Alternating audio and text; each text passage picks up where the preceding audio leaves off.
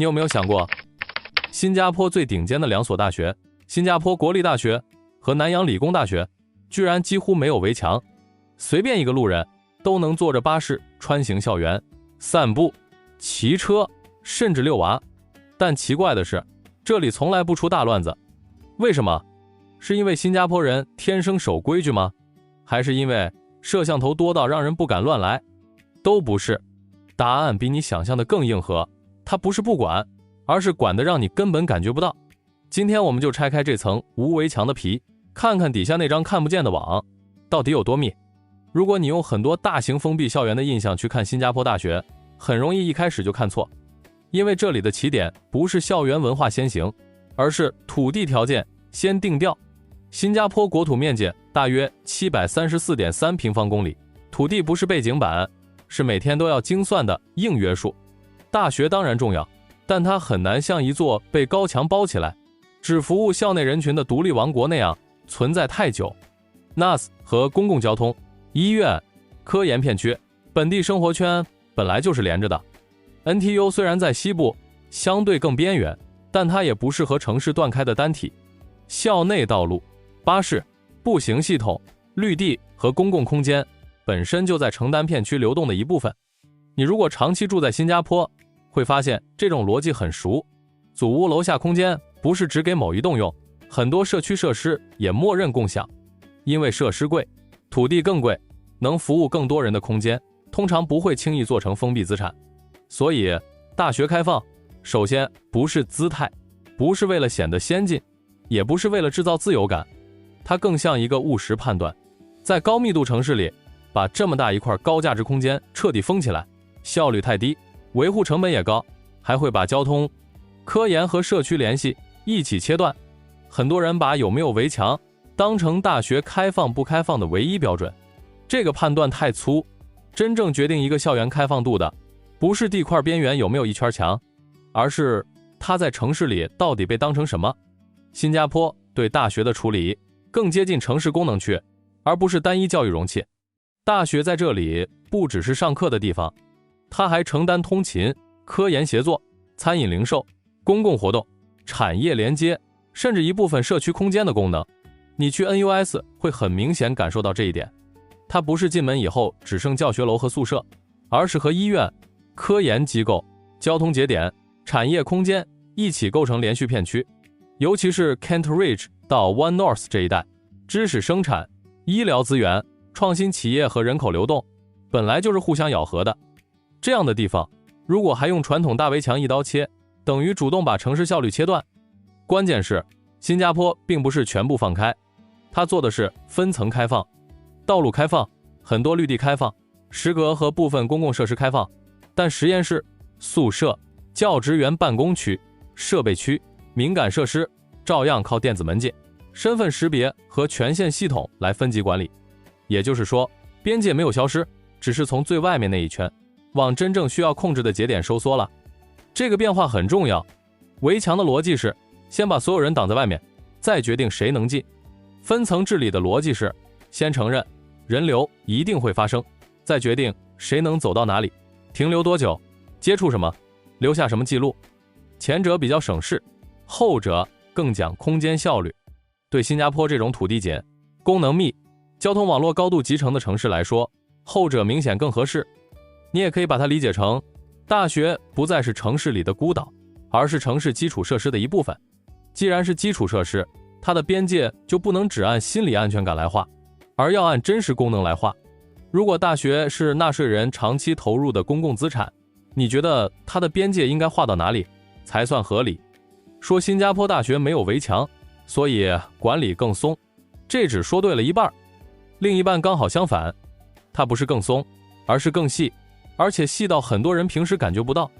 这里的安全不靠一堵墙制造心理安慰，而是靠一整套能识别、能分级、能追责的系统。最直观的就是门禁，你可以进入不少公共区域，但一旦要进宿舍、实验室、后台办公区、设备区，权限马上就变了。再加上摄像头、夜间照明、校内保安巡逻、事件上报机制、紧急联络体系，校园并不是谁都能随便来去的空地。而是一个开放外壳下的精细管理网络。为什么这种模式在新加坡更容易成立？因为它背后不只是大学自己的能力，还有整个社会对规则的稳定预期。对破坏行为、骚扰、偷窃、擅闯、滋事，新加坡本来就不是一个高容忍环境，处罚边界比较清楚，执行也相对稳定。换句话说，开放空间能运转，不是因为风险不存在，而是因为违规成本足够明确，追责链条足够顺。这里有个经常被忽略的点，围墙其实只擅长做一件事，就是无差别拦截。它看起来直接，但对现代校园真正复杂的风险并不一定精准。今天大学要面对的不只是陌生人进不进来，还包括宿舍安全、敏感实验室权限、设备资产保护、后台空间管理、夜间活动秩序，甚至数字身份和访问记录。这些问题靠一圈大墙解决不了多少，真正有效的反而是门禁、权限、记录和巡查的组合。所以新加坡不是不管理，而是把管理做到了更小颗粒度。过去可能靠一把大锁解决的问题，现在变成很多把小锁，各自守住真正重要的门。这个模式当然更贵，也更依赖维护能力，但它换来的好处很现实，公共空间不用整体牺牲，真正高风险的地方也能被更精准的保护。如果开放校园的代价是更严格的电子记录和更明确的追责，你能接受吗？讲到这里，最容易滑进一个很轻的结论，好像无围墙就先进，有围墙就落后。这个说法不准确，也没抓到重点。很多地方的大学今天仍然保留围墙、预约入校和严格门禁，背后有自己的历史路径和现实压力。大学长期带有单位式管理惯性，校园不仅是教学区，也是住宿区、行政区、生活区，再叠加更大的人口规模、访客压力、责任归属和舆情风险，围墙自然会变成最省事儿的工具。所以真正的分野不是谁更文明，而是谁选择了什么样的秩序模型。新加坡的特别之处在于它更早把大学嵌入城市系统。大学不是一块独立王国，而是纳税人长期投入的高价值公共资产，是科研、产业、交通、社区之间的连接器。在这种前提下，围墙就会显得很别扭。它把本来可以流动的空间切断，把本来可以共享的资源封住，也会在心理上强化象牙塔的距离感。对普通居民来说，这种距离感很具体。你会觉得这明明是公共教育资源，为什么我只能站在门外？但另一面也要讲清楚，新加坡并没有把所有边界都抹平，它承认公共性，也承认风险。它做的不是取消边界，而是重划边界。真正开放的是城市功能，真正受控的是高敏感空间。说到底，围墙争的从来不只是安全，而是谁来定义秩序，谁来承担风险，公共资源向谁，开放到什么程度，是用一圈墙把复杂问题一次性挡掉，还是用更细的规则把开放空间管起来？